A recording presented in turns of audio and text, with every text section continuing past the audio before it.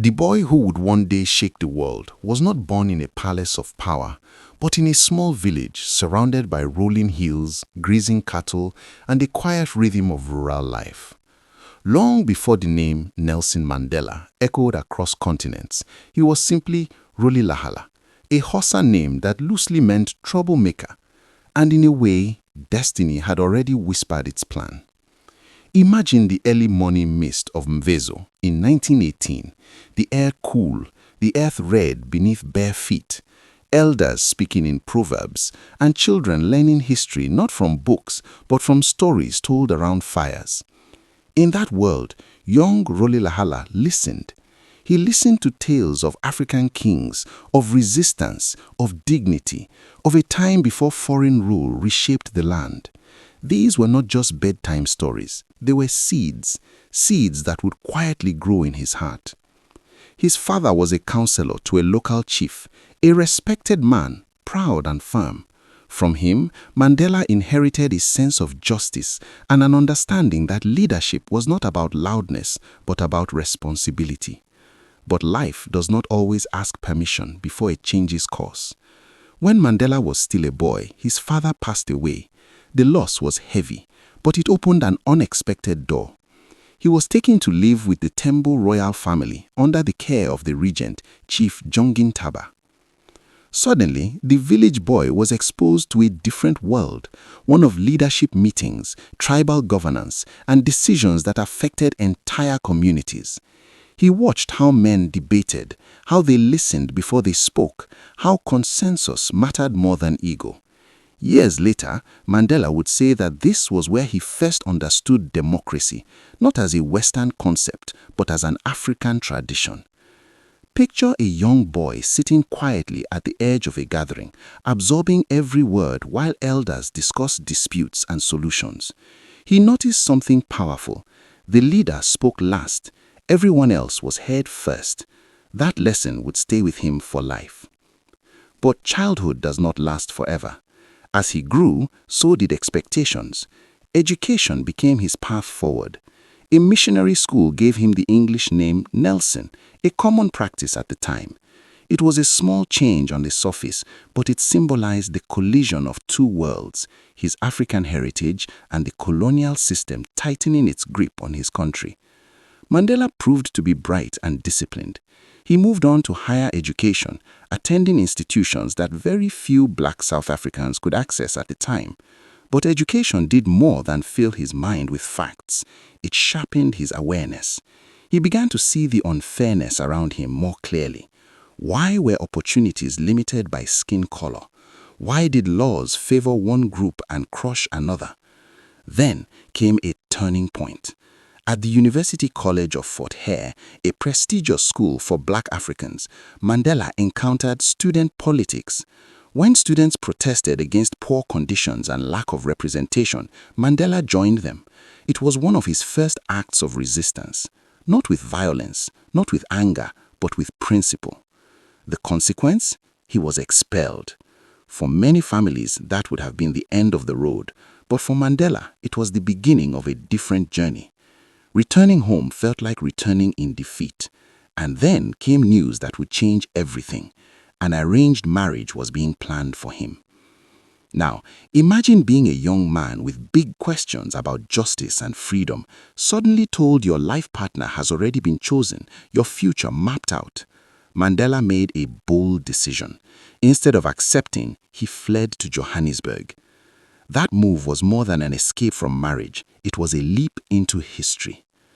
Johannesburg in the 1940s was a city of gold mines and sharp inequalities. Wealth for some, struggle for many.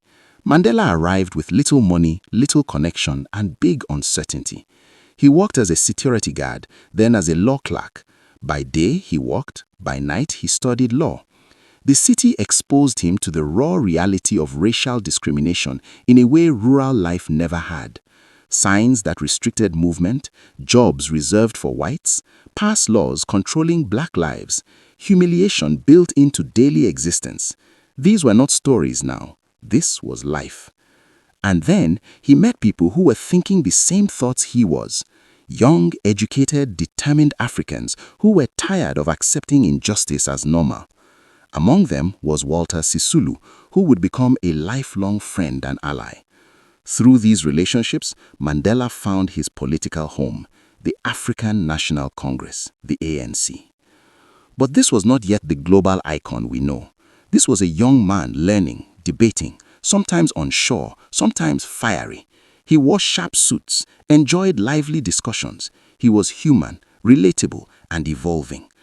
Together with other young activists, Mandela helped form the African National Youth League. They believed the older generation was too cautious. They wanted action, mass mobilization, and a stronger push against apartheid. Their energy injected new life into the struggle. Imagine secret meetings filled with urgency, papers spread across tables, voices lowered but passionate, plans forming, hope rising. Mandela's law career began to take shape. He and Oliver Tambo opened one of the first black law firms in Johannesburg. For many black South Africans, their office became a place of refuge. People came with stories of forced removals, unfair arrests, broken families. Mandela didn't just hear about oppression, he defended its victims. Every case was a window into the system's cruelty. Every client was a reminder that this fight was bigger than personal ambition. But activism comes with a price. The government began to notice him. Surveillance, harassment, restrictions. Still, Mandela pressed on. Campaigns of defiance grew. Protests challenged unjust laws. The government responded with force. And here is where the story tightens like a drumbeat. Because Mandela faced a question that would haunt many freedom fighters. When peaceful protest is met with violence again and again, what comes next? He wrestled with this deeply. He was not born a radical. He was shaped into one by circumstance. As apartheid laws became harsher and peaceful demonstrators were attacked, Mandela and others began to consider new strategies, not out of hatred, but out of desperation to be heard. The world around him was shifting. Pressure was building. The air was thick with tension. Yet at home, he was also a husband and a father, trying to balance family life with a growing political storm. The strain was real. Late nights, secret meetings, the constant risk of arrest. His personal world and political world were on a collision course. Still, if you had met him then, you might not have predicted the legend he would become. You would have seen a determined lawyer, a persuasive speaker, a man with a calm smile and a burning cause. But history often disguises its heroes in ordinary moments before revealing their extraordinary paths. And as the South African government tightened its grip, as resistance movements grew louder, as Mandela's name began appearing in police reports more frequently, one truth became clear. The journey of Roli Lahala, the troublemaker, was only beginning. The boy who listened to stories by the fire was slowly becoming a story the world would one day tell. And the next chapter would test his courage in ways he could not yet imagine. The city did not sleep, and neither did the struggle. Johannesburg in the 1950s pulsed with tension, like a drumbeat that never fully faded. By now, Mandela was no longer just observing injustice, he was stepping directly into its path. Each day felt like standing closer to a storm, knowing it would eventually break. Imagine the atmosphere. Streets alive with movement, but underlined by fear.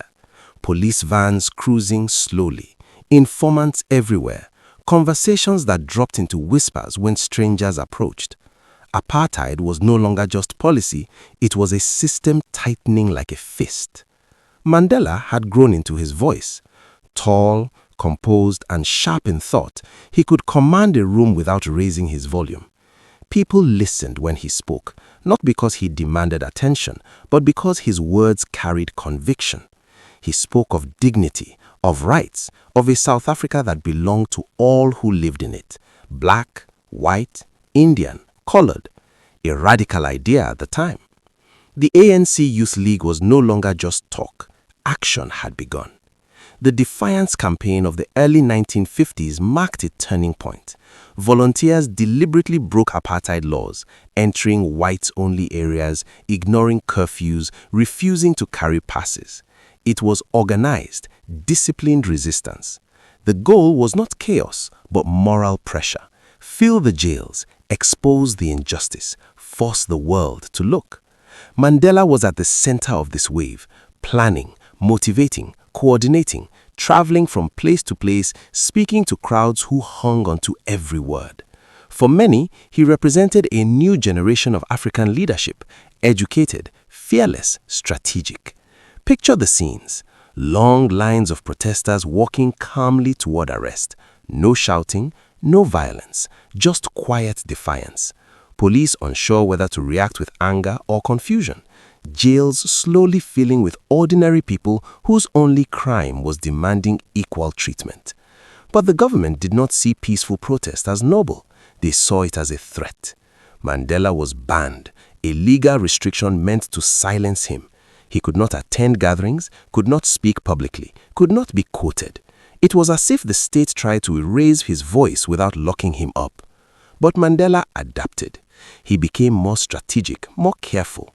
Meetings moved to secret locations. Messages traveled through trusted networks. He learned the art of operating in the shadows while still inspiring those in the light.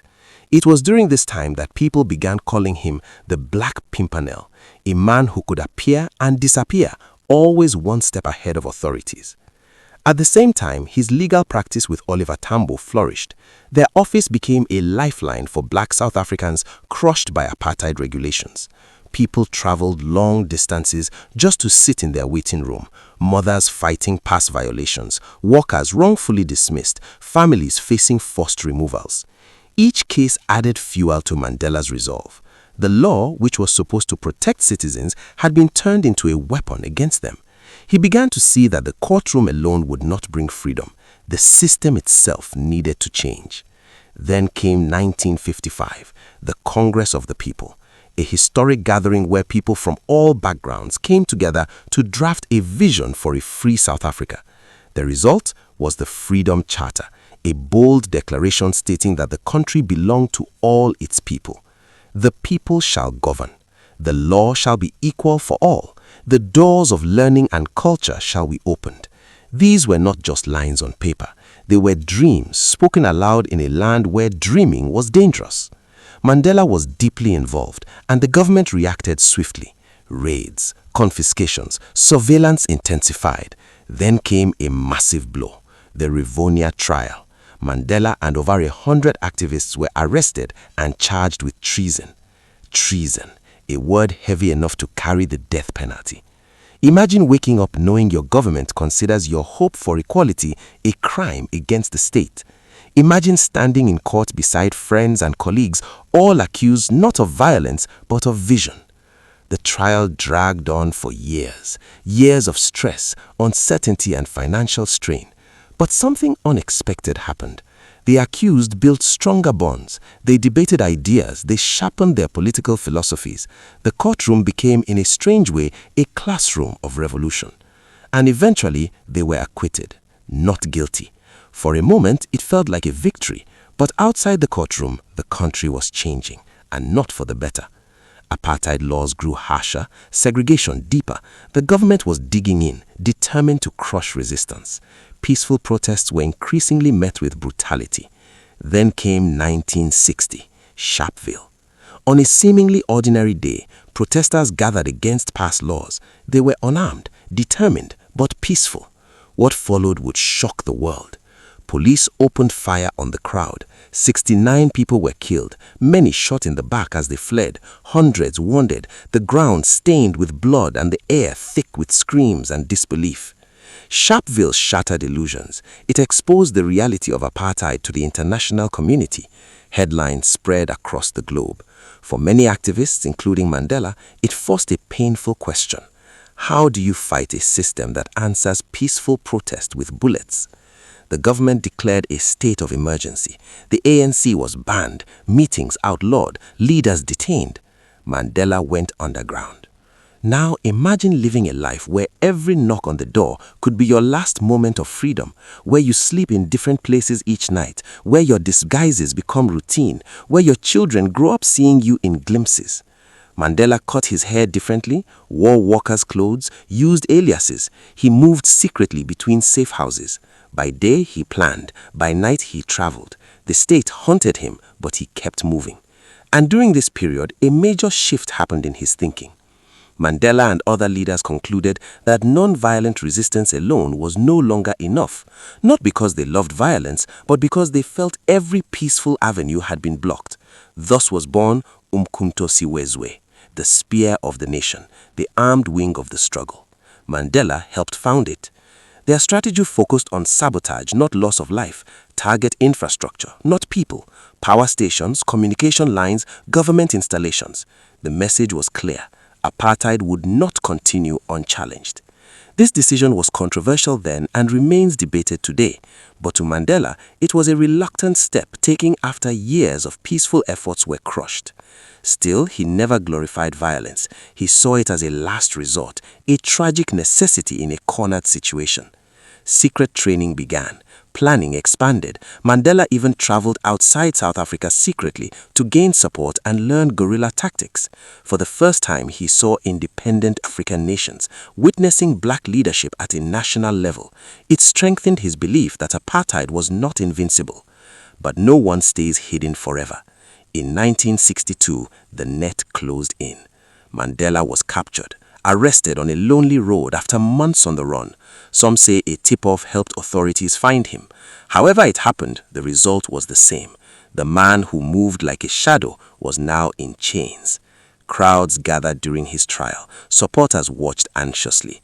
The government hoped to make an example of him, silence him, break the movement's spirit. But Mandela, even as a prisoner, understood the power of words. In court, he stood tall, calm, measured, and he delivered a statement that would echo through history. He spoke of his ideals, his dream of a democratic and free society where all could live together in harmony. Then he said something that stunned the courtroom. It was an ideal, he declared, for which he was prepared to die. Not shouted, not dramatic, simply stated. A man at peace with his conviction. Those listening realized this was no ordinary defendant. This was someone whose courage ran deeper than fear. The trial that followed would become one of the most famous political trials in history. The Rivonia trial loomed ahead. Evidence mounted. The possibility of a death sentence was real. And as Mandela sat in his cell awaiting what might be the end, the world outside was beginning to pay attention. Because sometimes when a system tries to bury a voice, it accidentally amplifies it. The troublemaker from Veso was no longer just a local activist, he was becoming a symbol. And the next chapter would test not only his resolve, but his endurance in ways few humans ever experience. Because the road ahead was not months or years, it was decades. The courtroom was silent in a way that felt heavy, like the air itself was waiting. Nelson Mandela stood in the dock, not as a free man defending himself, but as a prisoner already marked by the state as dangerous. The Rivonia trial had drawn attention far beyond South Africa. Journalists scribbled notes. Supporters filled seats when they could. Security watched every movement. But Mandela's face carried an unusual calm. He knew the odds. The government wanted to crush the resistance, to send a message that anyone who challenged apartheid would pay dearly. The charges were severe: sabotage, conspiracy, attempts to overthrow the state. The death penalty was not just possible, many expected it. Yet when Mandela spoke, it did not sound like a man begging for mercy. It sounded like a man explaining his soul. He spoke about his life, his choices, and the long road that led him there. He explained how peaceful protest had been met with violence, how laws had stripped people of dignity, how families were torn apart by forced removals and past laws. He spoke slowly, clearly, as if he wanted every word to land in history. Then came the line that would travel across the world. He said he had fought against white domination and against black domination. He spoke of a democratic and free society where all persons lived together in harmony with equal opportunities. And he declared that it was an ideal he hoped to live for, but if necessary, an ideal he was prepared to die for. No shouting, no drama, just truth delivered without fear. Some in the courtroom felt chills. Even those who opposed him could sense they were witnessing something rare, a man whose conviction was larger than his own survival.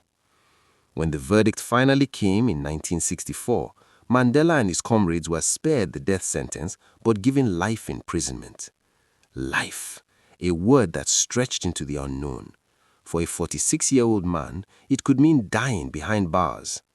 He was sent to Robben Island, a prison surrounded by cold Atlantic waters, isolated from the mainland, designed to break the spirit. The ferry ride there was quiet. Chains clinked. Guards backed orders. The island appeared like a rock in the sea, unforgiving and grey. Imagine stepping onto that island knowing you might never walk freely again, knowing your children would grow up without you, knowing your name might fade while you sat in a cell the size of a small room. Mandela's cell was tiny, a thin mat on the floor, a bucket for sanitation, a small barred window that let in more cold than light. No comfort, no privacy, just walls and time. The routine was harsh. Prisoners woke early, worked long hours, and endured strict discipline. Mandela and others were sent to a limestone quarry where the sun reflected fiercely off white stone, damaging their eyes. The glare was so intense that years later Mandela's tear ducts were permanently affected. Guards often tried to humiliate prisoners, calling them by numbers instead of names, enforcing petty rules, limiting letters and visits. Communication with family was painfully rare. A letter could arrive months late, heavily censored, with lines blacked out like pieces of a life erased. But here's what the authorities did not fully understand. They had imprisoned leaders, thinkers, and organizers together. Instead of silencing them, Robben Island slowly became a kind of university.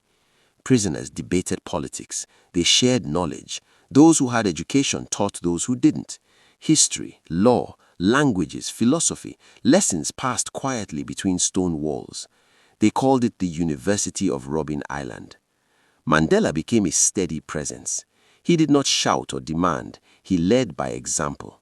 He kept his cell neat. He exercised daily in the small space. He treated even harsh guards with a level of respect that confused them. Not submission, dignity. He believed that if he lost his self-respect, the prison would truly win. There were moments of deep pain. His mother died while he was imprisoned. He was not allowed to attend the funeral. Later, his eldest son died in a car accident. Again, he could not go. Imagine grieving alone in a cell with no embrace from family, no quiet corner to mourn, just stone and silence. Yet he did not let bitterness consume him.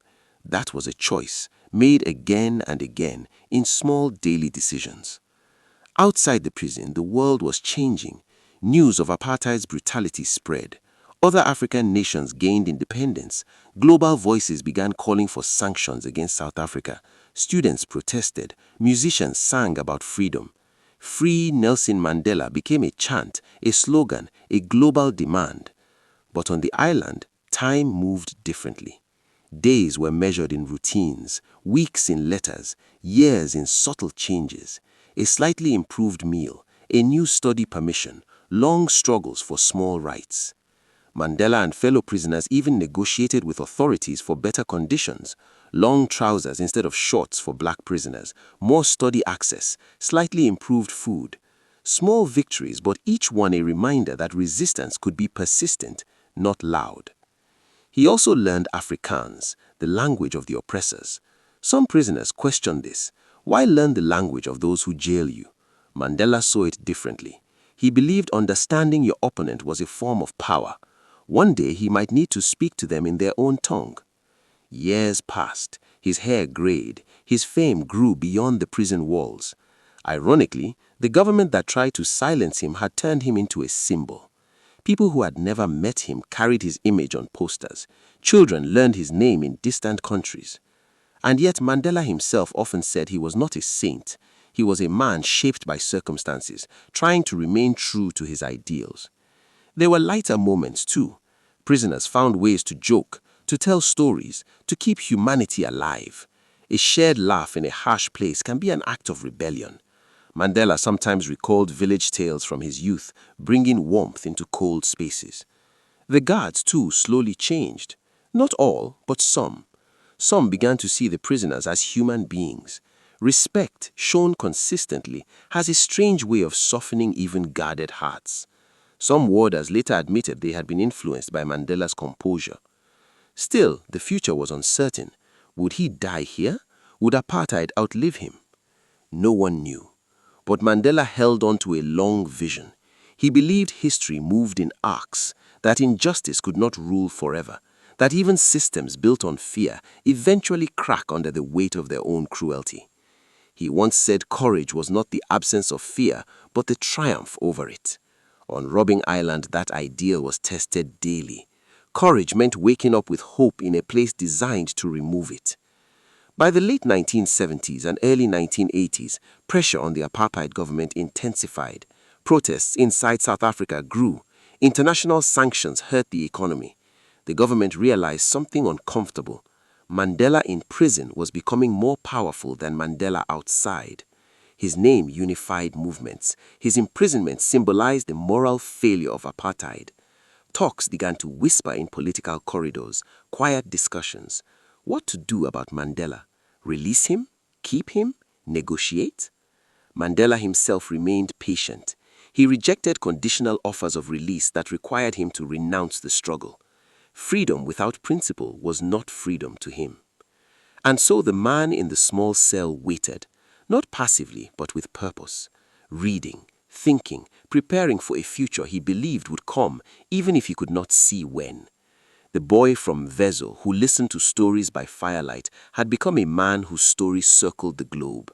But he was still behind bars, still waking on a thin mat, still looking through narrow windows at a slice of sky. And the world was beginning to realize something profound. You could imprison a body, but you could not easily imprison an idea whose time had come. The next chapter would bring secret meetings, unexpected conversations, and the first real cracks in apartheid's walls. Because even the longest night eventually meets the dawn. Time has a strange way of stretching inside prison. Days can feel endless, yet years slip by quietly. By the early 1980s, Nelson Mandela had spent more than a decade and a half behind bars. A whole generation of South Africans had grown up knowing his name but never seen him walk free. Some young activists outside did not even know what his voice sounded like. To them, he was a symbol on posters, a face in faded photographs, a legend whispered in stories. But Mandela was still a man of flesh and thought, waking each morning to the same walls, the same routines, the same controlled world. And yet, something subtle was shifting, both inside him and outside the prison. Apartheid, once enforced with absolute confidence by the government, was beginning to show cracks. The economy felt the weight of international sanctions. Protests erupted in townships. Workers went on strikes. Students marched. The cost of maintaining racial separation was rising, not just morally, but financially and politically.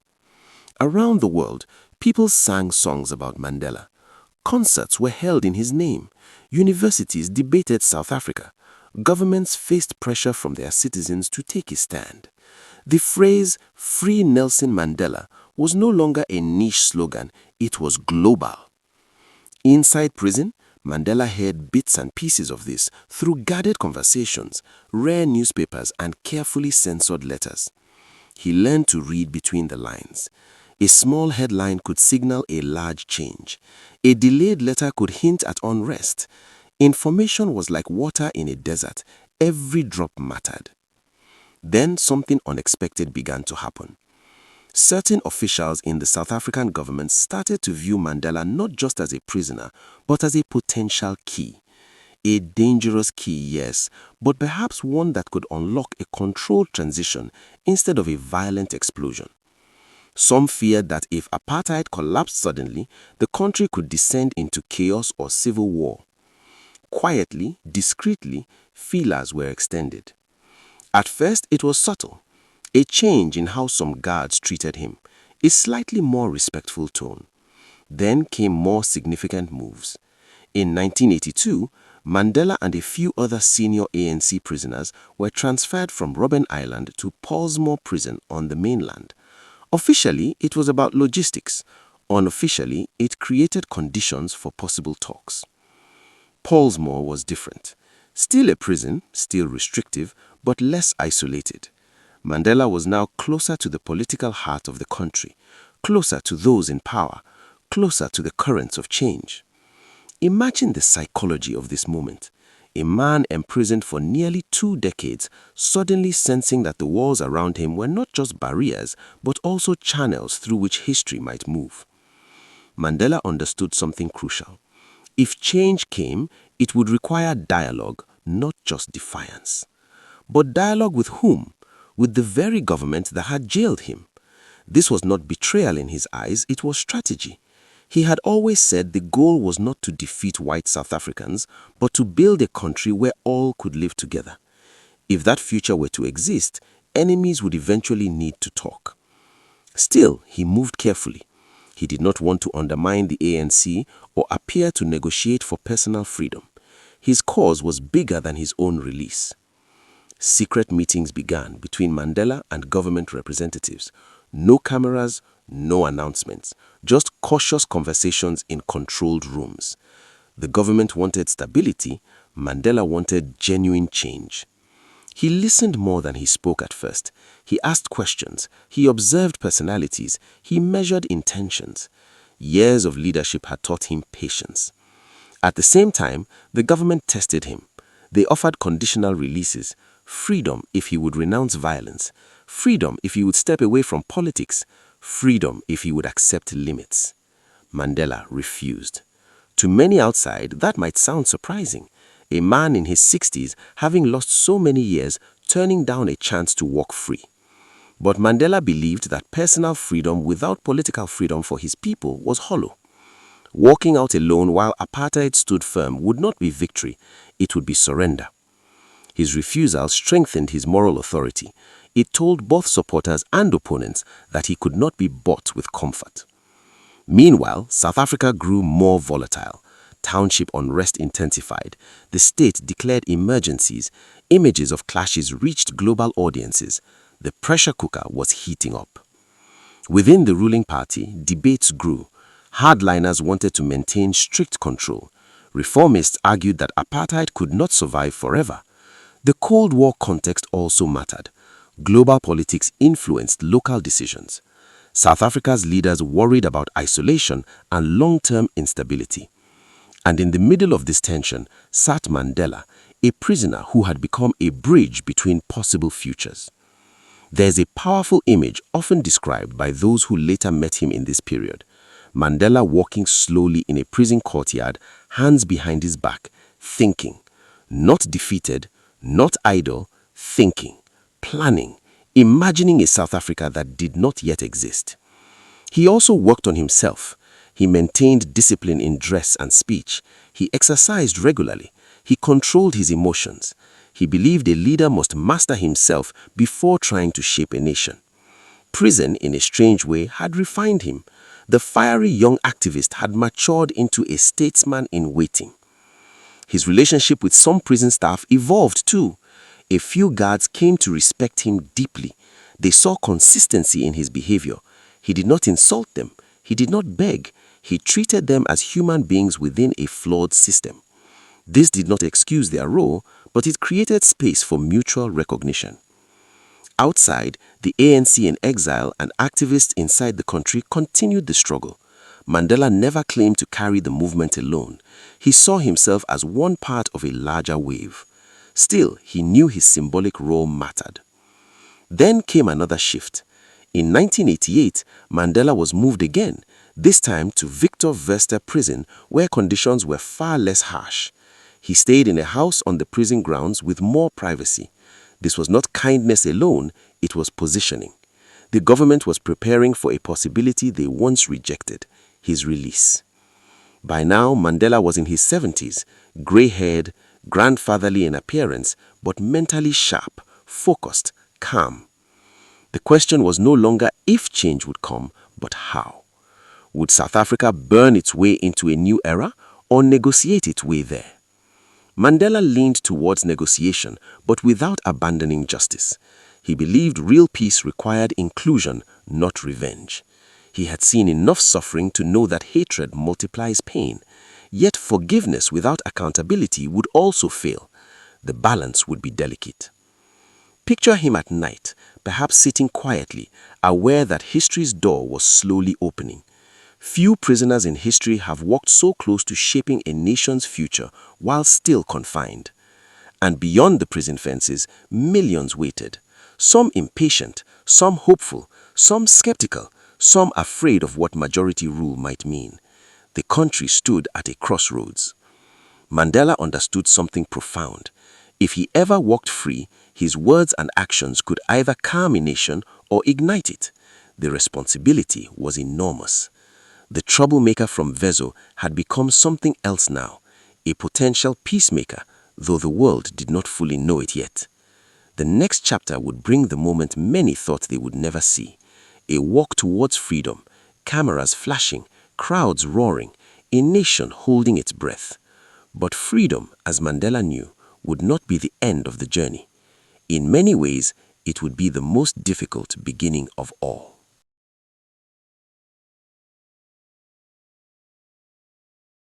The day Nelson Mandela walked out of Victor Verster prison in February 1990 is etched into history. But the story of that moment begins long before the gates opened. For 27 years, the world had waited. Generations had grown up seeing his face on posters, chanting his name at rallies, and dreaming of a South Africa where freedom and equality were real. Yet Mandela's release was not a sudden miracle. It was the culmination of careful strategy, global pressure, and an unwavering personal commitment to justice.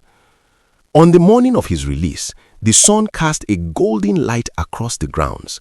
Mandela, dressed in a crisp suit, stepped out with measured calm, waving to the growing crowd. People had gathered for miles, journalists documenting every second, television cameras broadcasting live around the world. He did not rush. He did not speak immediately. He simply stood there, absorbing the moment, aware of the weight of history resting on his shoulders.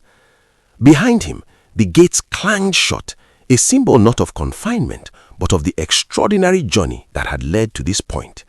Mandela had been tested by time, by injustice, by grief, yet he walked free with dignity intact, carrying not bitterness, but a vision of reconciliation. His first words to the assembled crowd reflected this: the struggle was not yet over, but a new chapter had begun. The months that followed were intense and transformative.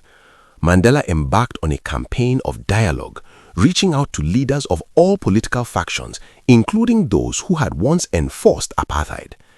Every meeting was calculated, every conversation strategic. He sought to dismantle fear and build trust. He believed that the transition to democracy required negotiation, patience, and above all, the courage to forgive without compromising justice. The challenge was immense. South Africa was deeply divided. Communities were suspicious, violent incidents flared, and years of oppression left deep scars. Mandela understood that leadership in this moment demanded more than rhetoric. It demanded empathy, moral authority, and the ability to see both sides of the story. He spoke of unity often, emphasizing that the liberation of one group would be meaningless if it caused the suffering of another. Internationally, Mandela became a beacon of hope. World leaders flocked to meet him, inspired by his commitment to peace and reconciliation. Sanctions were lifted, foreign investments returned, and South Africa began to slowly reintegrate into the global community. Yet Mandela never allowed external accolades to distract him. His focus remained firmly on the people, on creating a society where rights were protected, opportunities were equal, and the horrors of apartheid were never repeated. Within South Africa, the political landscape shifted dramatically. Mandela worked tirelessly to negotiate with the ruling National Party, ensuring that the transition would be peaceful. He also encouraged political participation from previously marginalized communities, emphasizing that democracy required engagement, not passivity. Campaigns, rallies, and grassroots movements surged across the nation, each infused with the spirit of hope that Mandela inspired. One of his remarkable achievements during this period was the careful balance he maintained between justice and reconciliation. He championed the creation of the Truth and Reconciliation Commission, led by Archbishop Desmond Tutu, to investigate past atrocities. Yet he advocated for restorative justice rather than revenge. Victims were heard, but perpetrators were also given the chance to confess and make amends. Mandela believed that healing required truth, not only punishment. Through it all, Mandela remained calm under pressure. Threats persisted, violence occasionally flared, and extremists on both sides sought to derail the delicate process. But his steadfast presence, his insistence on dialogue, and his unwavering principles provided a stabilizing force. People began to believe that peaceful transformation was possible even after decades of systemic oppression. By 1994, the moment arrived for which so many had waited. South Africa held its first democratic elections, open to all citizens regardless of race. Millions lined up to vote. Mandela had spent decades dreaming of this day, and now, as the results came in, he prepared to accept the weight of leadership with humility and determination. When he was inaugurated as the country's first black president, Mandela did not seek vengeance. Instead, he reached out to former adversaries, inviting them into government, creating a cabinet that reflected the nation's diversity. He wore the mantle of leadership with grace, using his presidency to promote equality, education, and economic opportunity. His speeches were measured, yet inspiring, emphasizing that unity required both acknowledgement of past wrongs and commitment to a shared future. Mandela's presidency was not without challenges. Economic disparity, lingering violence, and political tensions demanded constant attention, yet his approach, principled, patient, and visionary, gradually began to transform South Africa. International observers marveled at the peaceful transition, often citing Mandela as the central figure whose moral authority made reconciliation possible. Even after stepping down in 1999, Mandela continued to influence the world. He focused on social causes, education, and healthcare, particularly in the fight against HIV/AIDS. His presence remained a symbol of resilience, forgiveness, and leadership grounded in empathy and justice. The journey from a small village in Vezo to the presidency of South Africa is extraordinary because it was not easy. It was filled with struggle, imprisonment, and personal sacrifice, but because Mandela never let bitterness dictate his actions. He remained committed to ideals larger than himself. He understood that freedom was not merely the absence of chains, but the presence of equality, dignity, and opportunity for all. Mandela's life is a testament to the power of patience, courage, and moral clarity. It demonstrates that even in the darkest circumstances, leadership can emerge not through domination, but through humility and vision. His legacy continues to inspire generations around the world, reminding us that true justice, when pursued with integrity and persistence, can reshape a nation. As we reflect on Mandela's journey, it becomes clear that true greatness is measured not just by triumph, but by the way one transforms adversity into opportunity, fear into courage, and confinement into a platform for universal hope. The boy from Vezo had become a man who changed the course of history, leaving behind a blueprint for freedom and reconciliation that the world still follows today. And so, Mandela's story is not merely one of political success, it is the story of the human spirit, of resilience, and of the extraordinary impact one person can have when guided by principle, compassion, and an unwavering commitment to justice. The journey that began in a small village had reached the world stage, but its lessons continue to ripple across time, teaching that courage, patience, and forgiveness are the cornerstones of true leadership. The next and final chapter would reflect on the enduring legacy of Mandela, exploring the lessons his life offers the world and the ways in which his vision continues to guide humanity towards justice, unity, and hope.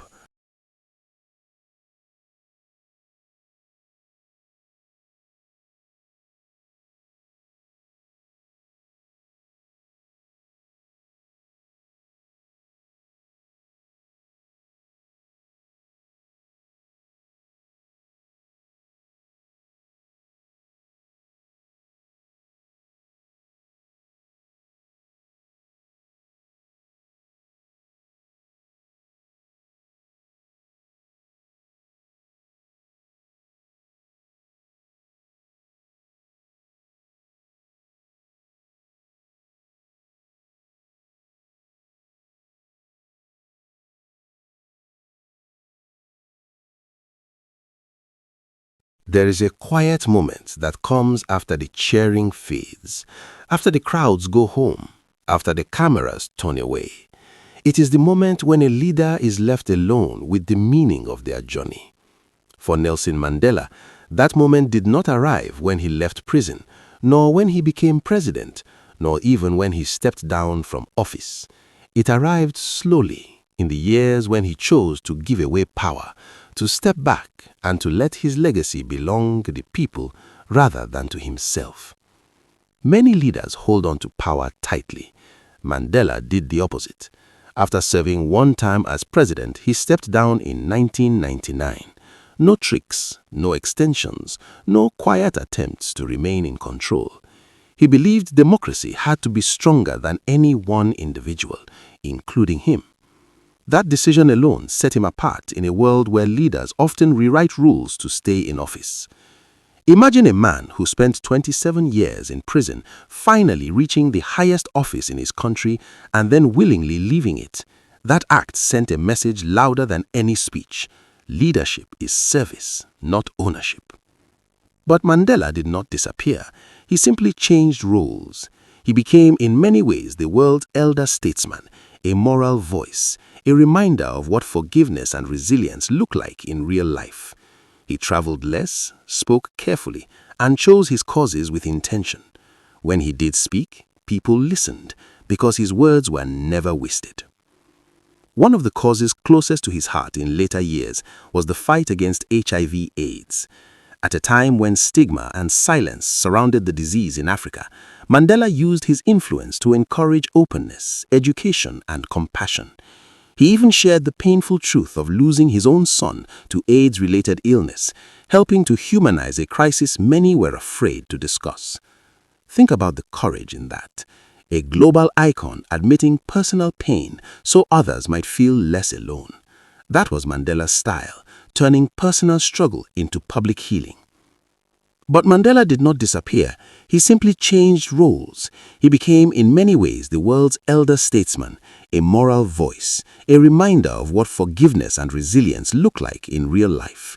He traveled less, spoke carefully, and chose his causes with intention. When he did speak, people listened because his words were never wasted. One of the causes closest to his heart in later years was the fight against HIV/AIDS. At a time when stigma and silence surrounded the disease in Africa, Mandela used his influence to encourage openness, education, and compassion.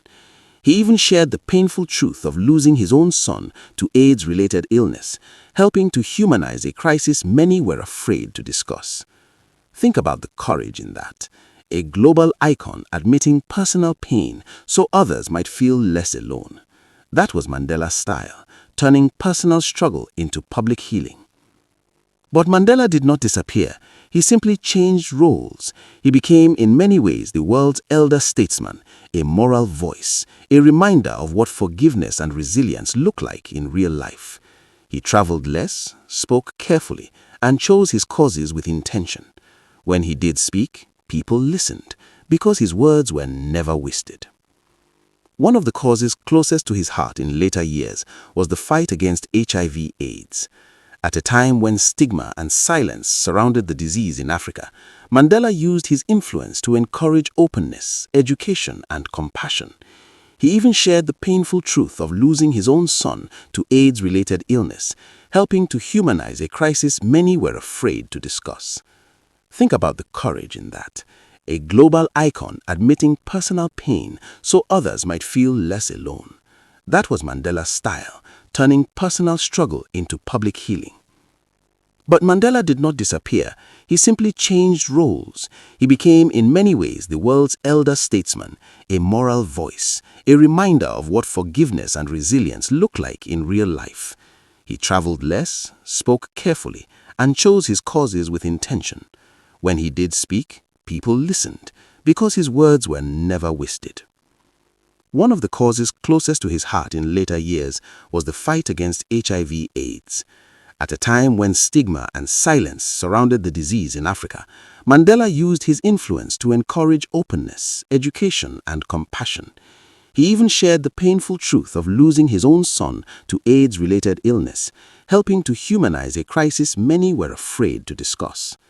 Think about the courage in that. A global icon admitting personal pain so others might feel less alone. That was Mandela's style, turning personal struggle into public healing. But Mandela did not disappear. He simply changed roles. He became, in many ways, the world's elder statesman, a moral voice, a reminder of what forgiveness and resilience look like in real life. He traveled less, spoke carefully, and chose his causes with intention. When he did speak, people listened, because his words were never wasted. One of the causes closest to his heart in later years was the fight against HIV/AIDS. At a time when stigma and silence surrounded the disease in Africa, Mandela used his influence to encourage openness, education, and compassion. He even shared the painful truth of losing his own son to AIDS-related illness, helping to humanize a crisis many were afraid to discuss. Think about the courage in that. A global icon admitting personal pain so others might feel less alone. That was Mandela's style, turning personal struggle into public healing. But Mandela did not disappear. He simply changed roles. He became, in many ways, the world's elder statesman, a moral voice, a reminder of what forgiveness and resilience look like in real life. He traveled less, spoke carefully, and chose his causes with intention. When he did speak, people listened, because his words were never wasted. One of the causes closest to his heart in later years was the fight against HIV/AIDS. At a time when stigma and silence surrounded the disease in Africa, Mandela used his influence to encourage openness, education, and compassion. He even shared the painful truth of losing his own son to AIDS-related illness, helping to humanize a crisis many were afraid to discuss. Think about the courage in that. A global icon admitting personal pain so others might feel less alone. That was Mandela's style, turning personal struggle into public healing. But Mandela did not disappear. He simply changed roles. He became, in many ways, the world's elder statesman, a moral voice, a reminder of what forgiveness and resilience look like in real life. He traveled less, spoke carefully, and chose his causes with intention. When he did speak, people listened, because his words were never wasted. One of the causes closest to his heart in later years was the fight against HIV/AIDS. At a time when stigma and silence surrounded the disease in Africa, Mandela used his influence to encourage openness, education, and compassion. He even shared the painful truth of losing his own son to AIDS-related illness, helping to humanize a crisis many were afraid to discuss. Think about the courage in that. A global icon admitting personal pain so others might feel less alone. That was Mandela's style, turning personal struggle into public healing. But Mandela did not disappear. He simply changed roles. He became, in many ways, the world's elder statesman, a moral voice, a reminder of what forgiveness and resilience look like in real life. He traveled less, spoke carefully, and chose his causes with intention. When he did speak, people listened, because his words were never wasted. One of the causes closest to his heart in later years was the fight against HIV/AIDS. At a time when stigma and silence surrounded the disease in Africa, Mandela used his influence to encourage openness, education, and compassion. He even shared the painful truth of losing his own son to AIDS-related illness, helping to humanize a crisis many were afraid to discuss. Think about the courage in that. A global icon admitting personal pain so others might feel less alone. That was Mandela's style, turning personal struggle into public healing. But Mandela did not disappear. He simply changed roles. He became in many ways the world's elder statesman, a moral voice, a reminder of what forgiveness and resilience look like in real life. He traveled less, spoke carefully, and chose his causes with intention. When he did speak, people listened, because his words were never wasted. One of the causes closest to his heart in later years was the fight against HIV/AIDS. At a time when stigma and silence surrounded the disease in Africa, Mandela used his influence to encourage openness, education, and compassion. He even shared the painful truth of losing his own son to AIDS-related illness, helping to humanize a crisis many were afraid to discuss. Think about the courage in that. A global icon admitting personal pain so others might feel less alone. That was Mandela's style, turning personal struggle into public healing. But Mandela did not disappear.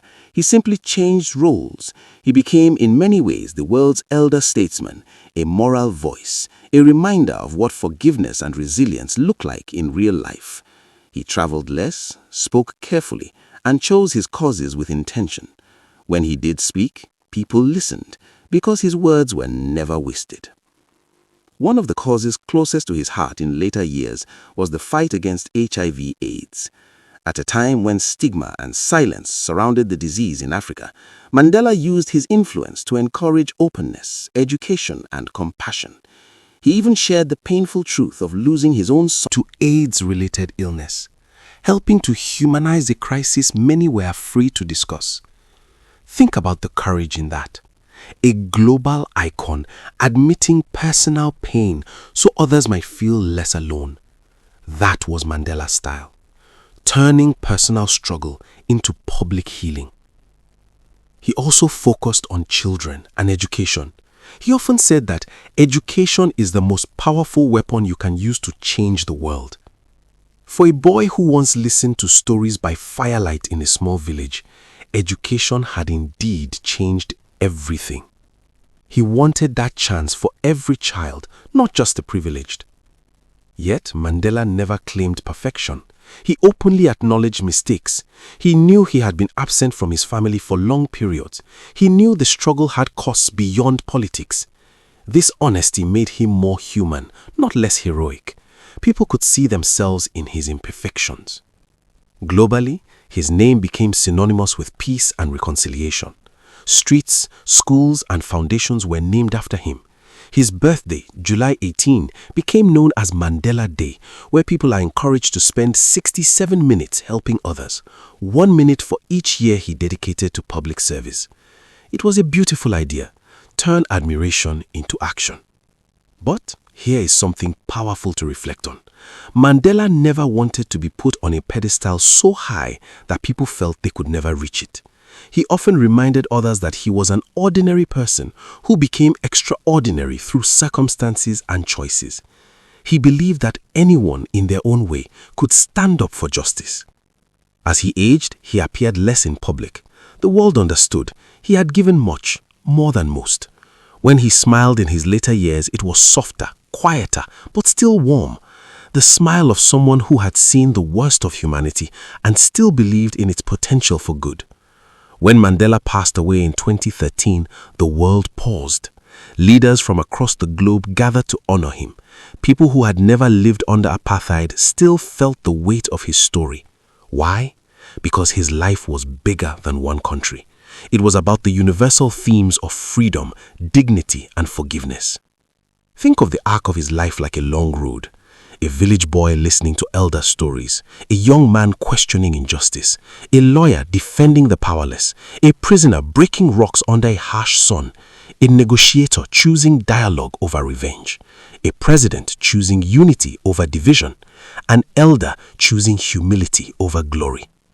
Few lives contain so many chapters that feel almost symbolic, yet Mandela lived them, step by step, choice by choice. One of the most remarkable parts of his legacy is this: he showed that forgiveness is not weakness, it is strength under control. After decades of imprisonment, he could have emerged angry, seeking revenge. Many would have understood. But he chose reconciliation, not because the past did not hurt, but because the future mattered more. That choice helped South Africa avoid what many feared could become a racial civil war. It did not solve every problem. No leader can fix everything. South Africa still faces challenges today: inequality, poverty, political tensions. Mandela never promised a perfect nation. He promised a democratic one, where change could happen through people's voices. And perhaps that is an important lesson. Great leaders do not create heaven on earth. They create the conditions for progress. If Mandela were telling his own story, he might not focus on the grand moments. He might talk about discipline, about listening, about treating others with respect, even opponents, about staying committed to principles when it's easier to give up. There is also something poetic about his Xhosa name, Rolihlahla, troublemaker. Not trouble for the sake of chaos, but trouble for injustice. The kind of trouble that shakes unfair systems. The kind of trouble that moves history forward. And now think about the viewer listening to this story, maybe sitting with headphones on, maybe watching late at night, maybe wondering if one life can truly matter. Mandela's story answers quietly: yes, one life can matter. But it's not magic. It's built on choices, on persistence, on standing up again after setbacks, on believing that dignity is worth fighting for. His journey invites a question for each generation. What will you stand for? What kind of trouble will you be willing to make for what is right? Because history doesn't only belong to famous names, it belongs to those who act when it matters.